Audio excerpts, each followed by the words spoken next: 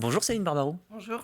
Alors, vous êtes créatrice de l'association Happy. Avec vous, j'aimerais qu'on revienne d'abord sur comment fonctionne cette association, puisque vous faites du recueil, vous récupérez des appareils électroménagers et puis surtout, vous les remettez en état. C'est bien ça? Tout à fait. Alors, c'est une association qui a été créée en décembre 2020, qui a pour but de réinsérer les personnes en situation de handicap. Donc, on récupère tout ce qui est appareil électroménager électrique, qui est réparé pour l'instant par notre partenaire Pulsat, commerçant sur Fontenay-le-Comte. Et du coup, on fait la revente de ces appareils-là, plus autre chose en attendant de trouver un local, au vide-grenier permanent sur Fontenay-le-Comte aussi. Oui, puisque je le rappelle, vous n'êtes pas un Repair Café, hein, vous. Ah, pas du tout. Oui, oui. Ah non, pas du tout. Nous, on récupère tous les dons des personnes, voire il y a peut-être des commerces qui peuvent éventuellement nous en donner. Donc, du coup, quand c'est à réparer, c'est Pulsat qui répare. Nous, on récupère après avec le devis de Pulsat. Et nous, après, on le remet en vente par le biais des personnes en situation de handicap. Parce qu'au niveau de l'association, nous avons 4 adhérents en situation de handicap. Et on a des bénévoles aussi, plus les membres du bureau qui sont présents aussi pour ces ventes au vide-grenier permanent à Fontenay. Oui, parce que c'est très important d'en discuter surtout ce matin. Vous avez commencé à l'évoquer, on va pouvoir y rentrer avec un peu plus de profondeur, c'est que vous avez des personnes qui sont en situation de handicap. Comment vous réalisez cette intégration? Quelles sont leurs missions? Qu'est-ce qu'ils font en fait, tout simplement? Ben, pour aujourd'hui, c'est que de la vente tous les mercredis au vide-grenier permanent de Fontenay, toute la journée. Donc il y en a qui viennent le matin, il y en a qui viennent l'après-midi. Moi, j'y suis toute la journée. Et par ce biais-là, on peut discuter avec les gens parce que les gens sont très intéressés par cette ressourcerie. Donc la plupart du temps, mais ça se passe normalement, on va dire, on discute beaucoup. Et ça permet aussi, que ce soit les bénévoles ou les adhérents, de s'intégrer un petit peu dans la vie sociale, hein, parce que la plupart ne sont pas forcément dans la vie active.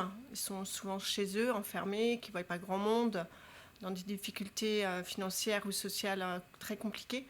Donc c'est un peu un pied à l'étrier avant un emploi, on l'espère pour eux plus tard. Parce que c'est des handicaps plutôt physiques, plutôt d'autres ordres, ça peut être Il un y, a, petit peu de tout? il y a un peu de tout, oui. Il y a des personnes qui sont en situation physique, en handicap physique ou mental aussi. On n'a pas de personnes typiques. Voilà. On ne met pas les gens dans une case. Voilà. On accepte toute personne en situation de handicap reconnue travailleur handicapé. Non, bien sûr, vous faites bien de... Oh, excusez-moi, je vous ai interrompu. Vous vouliez rajouter quelque chose? Non, non, c'est très bien. Ouais, non, parce que vous faites bien de le préciser, c'est que il n'y a pas forcément de case, ça peut être tout simplement un handicap suite à un accident de travail ou des choses comme ça aussi. Parfois, on n'y pense pas, hein. Tout à fait. Ce qui nous amène donc à cette question aussi, c'est que ce Repair Café, pour l'instant, pardon, ce Repair Café, ce qui n'est pas justement un Repair Café, l'objectif, donc pour l'instant, c'est que vous amenez ces personnes à reprendre aussi confiance en elles, je présume. Oui, oui, oui. C'est pas forcément évident pour ces personnes d'avoir un contact avec le public. Et même aussi par rapport à l'handicap, c'est pas forcément facile d'accepter soi-même qu'on a un handicap, et d'autant plus le regard des gens. D'où le nom Happy, pour détourner le regard un peu triste, donc, dont le nom de l'association Happy, le signe heureux. Et vous le disiez, c'est une association qui est plutôt jeune, hein, décembre 2020. Tout à fait.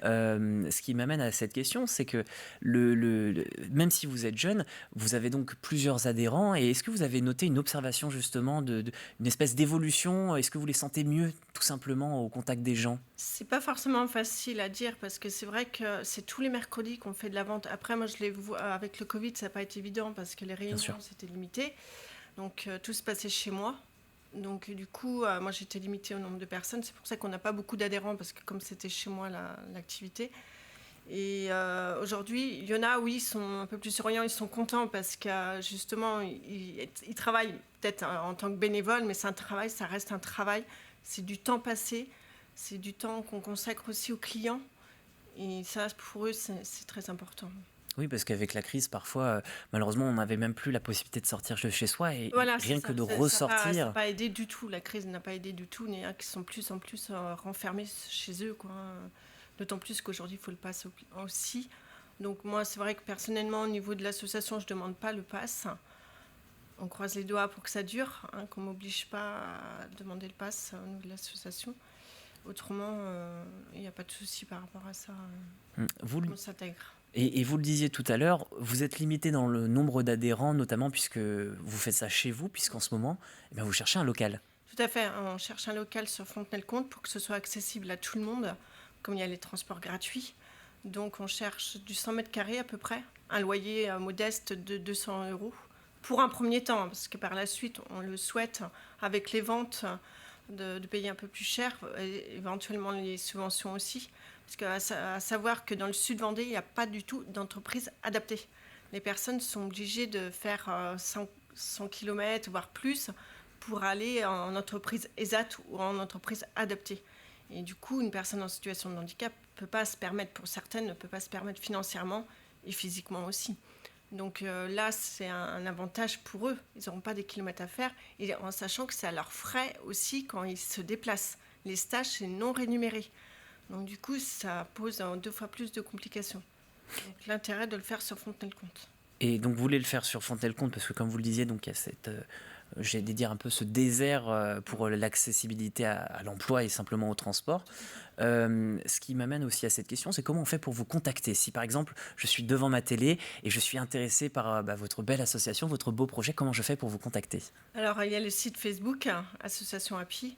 Après, on a un numéro de téléphone que je ne connais pas par cœur, que éventuellement vous pouvez me laisser un message sur Messenger ou sur Facebook. Il n'y a pas de souci. Puis souvent, vous pouvez contacter aussi le Pulsat, qui nous connaissent très bien, qu'on travaille ensemble. Et on peut se rencontrer aussi au vide-grenier permanent tous les mercredis, toute la journée. Et j'allais vous poser une toute dernière question, c'est au niveau des collectivités, vous avez besoin d'aide ou... On aurait besoin d'aide, oui, de soutien, en sachant la problématique sur Fontenay, le Sud-Vendée particulièrement. Malheureusement, la mairie ne nous soutient pas beaucoup. Pour les locaux, ils n'en ont pas, visiblement. Donc c'est vrai qu'on sait que c'est utile. Il y a beaucoup de clients qui nous soutiennent. On a des commerçants qui nous soutiennent, qui ont fait des dons aussi financiers. Et je tiens à les remercier parce que ça fait chaud au cœur de savoir qu'il y a encore des gens qui ont du cœur, qui pensent que ces personnes ont droit aussi de travailler. Contrairement à ce qu'on peut penser, c'est les premiers à vouloir se lever le matin et aller travailler, contrairement à d'autres qui n'ont pas de problème de santé, qui peuvent travailler. Malheureusement, ils ne travaillent pas. Mais si nous écoutent, on leur souhaite bien du courage et puis on espère que la situation va s'améliorer. On espère aussi que vous allez pouvoir trouver donc ce local. Je le répète, Céline Barbaro, donc créatrice de l'association Happy. Vous cherchez un local en ce moment sur Fontenay-le-Comte. Vous étiez l'invité de la matinale. Je vous remercie.